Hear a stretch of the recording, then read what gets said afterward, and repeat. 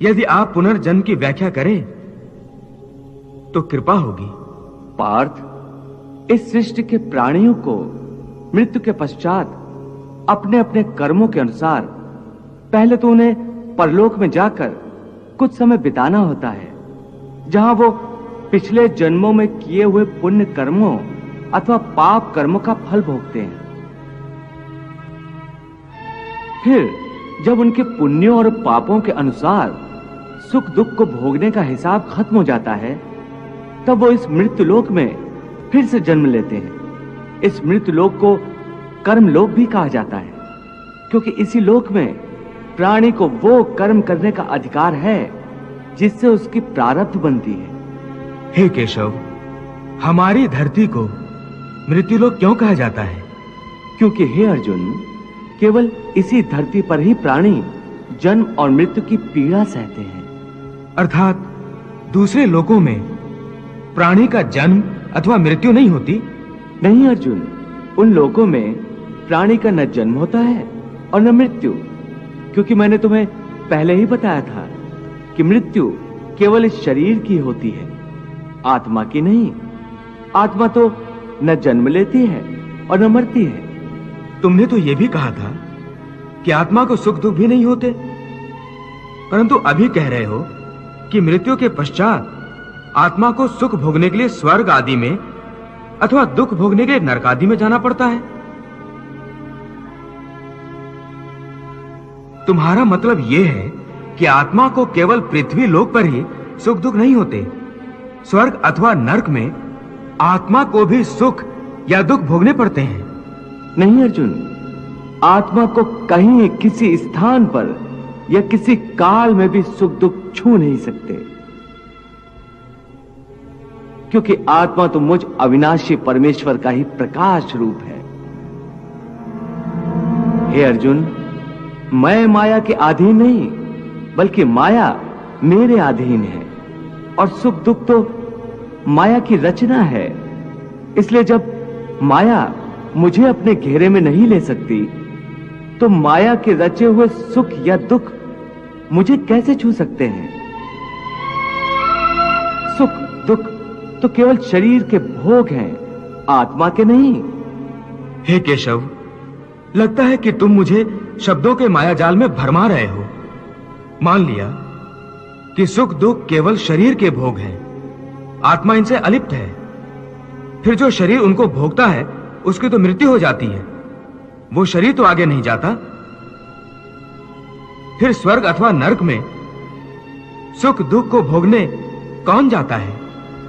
जीव आत्मा। जीव आत्मा? हां पार्थ, जीव आत्मा। ये जीव आत्मा क्या है केशव? देखो, जब किसी की मृत्यु होती है तो असल में ये जो बाहर का स्थूल शरीर है केवल यही मरता है। इस स्थूल शरीर के अंदर जो सूक्ष्म शरीर है वो नहीं मरता।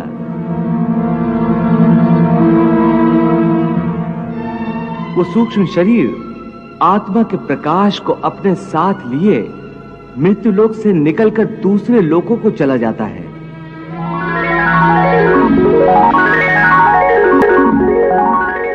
उसी सूक्ष्म शरीर को जीवात्मा कहते हैं। इसका अर्थ है कि जब आत्मा एक शरीर को छोड़कर जाती है तो साथ में जीवात्मा को भी ले जाती है। नहीं अर्जुन, ये व्याख्या इतनी सरल नहीं है। देखो, जैसे समुद्र के अंदर जल की एक बूंद समुद्र से अलग नहीं है, उसी महासागर का एक हिस्सा है। वो बूंद अपने आप सागर से बाहर नहीं जाती। हां, कोई उस जल की बूंद को एक बर्तन में भरकर ले जाए तो वह समुद्र से अलग दिखाई देती है। इसी प्रकार सूक्ष्म शरीर रूपी जीवात्मा उस आत्म ज्योति के टुकड़े को अपने अंदर रखकर अपने साथ ले। यही जीवात्मा की यात्रा है, जो एक शरीर से दूसरे शरीर में, एक योनि से दूसरी योनि में विचरती रहती है।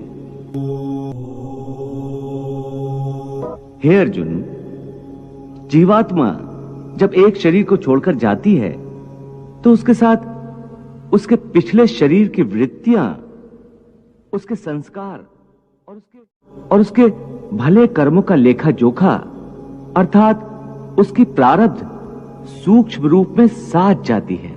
हे मधुसूदन, मनुष्य का शरीर त्यागने के बाद जीवात्मा कहां जाता है? मानव शरीर के त्यागने के बाद मनुष्य को अपने प्रारब्ध अनुसार अपने पापों और पुण्यों को भोगना पड़ता है। इसके लिए भोग योनियां बनी हैं, जो दो प्रकार की हैं, उच्च योनियां और नीच योनियां। एक पुण्य वाला मनुष्य का जीवात्मा उच्च योनियों में स्वर्ग में रहकर अपने पुण्य भोगता है और पापी मनुष्य का जीवात्मा नीच योनियों में नरक में रहकर अपने पापों को भोगता है। कभी ऐसा भी होता है कि कई प्राणी स्वर्ग नरक का सुख दुख पृथ्वी लोक पर ही भोग लेते हैं। इसी लोक में? वो कैसे? इसे तुम यूं समझो अर्जुन कि कोई संपन्न मनुष्य है, महल में रहता है, उसकी सेवा के लिए दास दासियां हर समय खड़ी हैं।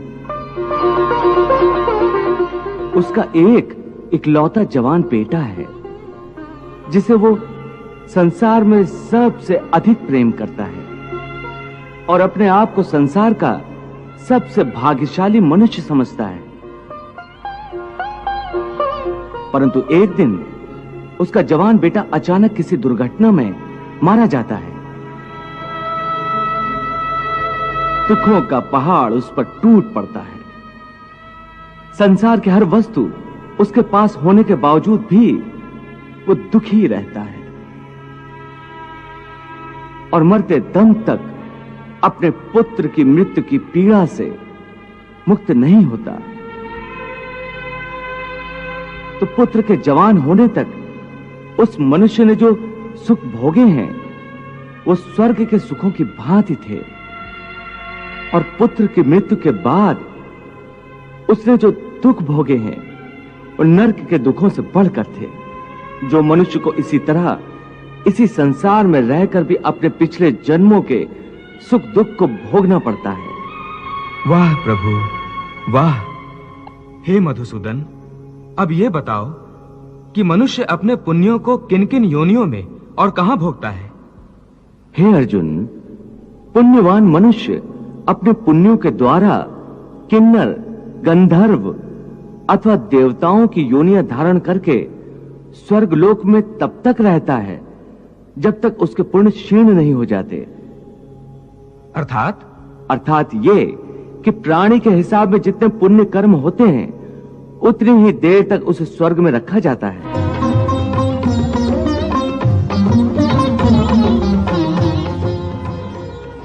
जब पुण्यों के फल की अवधि समाप्त हो जाती है तो उसे फिर पृथ्वी लोक में वापस आना पड़ता है और मृत्यु लोक में पुनर्जन्म धारण करना पड़ता है।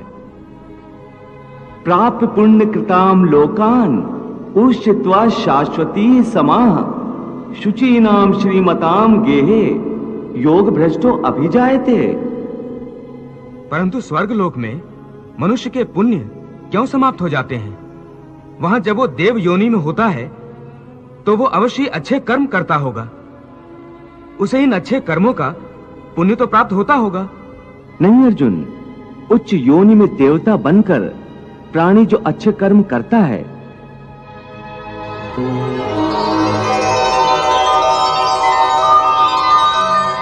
या नीच योनि में जाकर प्राणी जो क्रूर कर्म करता है उन कर्मों का उसे कोई फल नहीं मिलता। क्यों? क्योंकि वो सब भोग योनियां हैं। वहां प्राणी केवल अपने अच्छे बुरे कर्मों का फल भोगता है।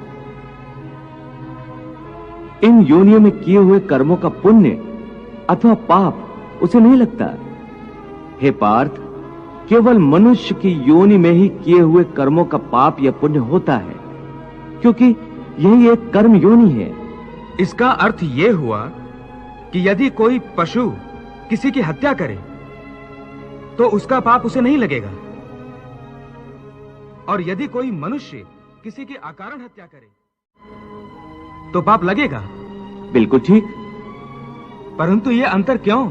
इसलिए कि पृथ्वी लोक पर समस्त प्राणियों में केवल मनुष्य एक ऐसा प्राणी है जो विवेकशील है। वो अच्छे बुरे की पहचान रखता है। दूसरा कोई भी प्राणी ऐसा नहीं कर सकता।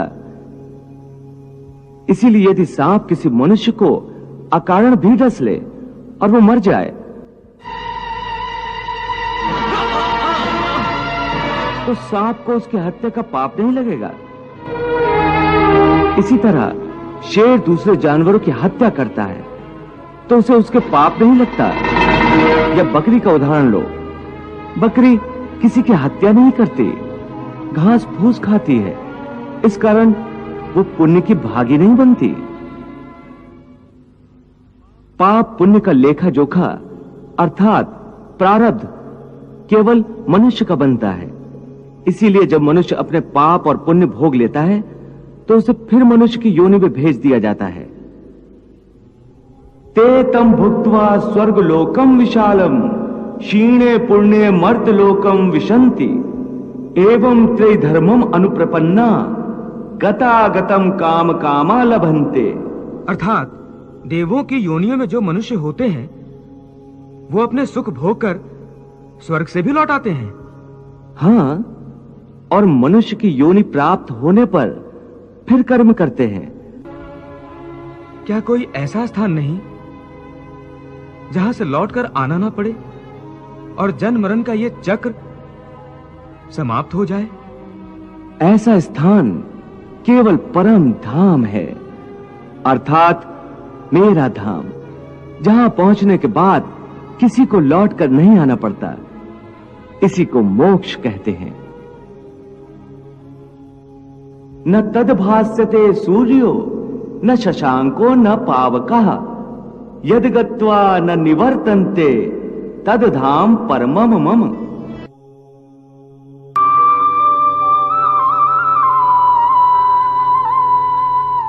हे अर्जुन, मनुष्य जन्म का प्रधान उद्देश्य मोक्ष प्राप्त करना है और यह मोक्ष केवल मनुष्य योनि द्वारा ही प्राप्त हो सकता है।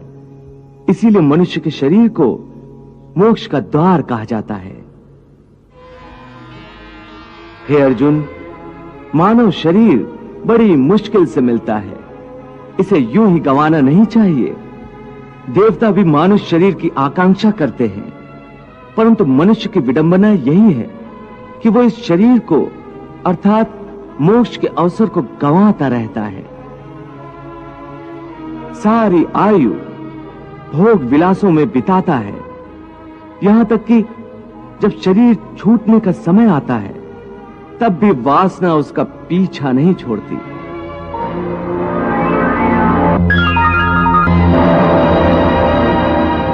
हे अर्जुन, मृत्यु के समय जो वासना मनुष्य के मन में दृढ़ रहती है, उसी वासना के अंतर्गत मनुष्य का दूसरा जन्म होता है। यम यम वापि स्मरन् भावम त्यजति अन्ते कलेवरम तम तमे वैति कौन्ते सदा तद भाव भावितः। प्रभु का कहना है कि प्राणी ने चाहे कैसा भी जीवन व्यतीत किया हो, अंतकाल में यदि वो एकाग्र मन होकर केवल प्रभु का ध्यान करते हुए शरीर का त्याग करे तो वो सीधा परमात्मा के चरणों में पहुंच जाता है, जहां से उसे वापस नहीं आना होता।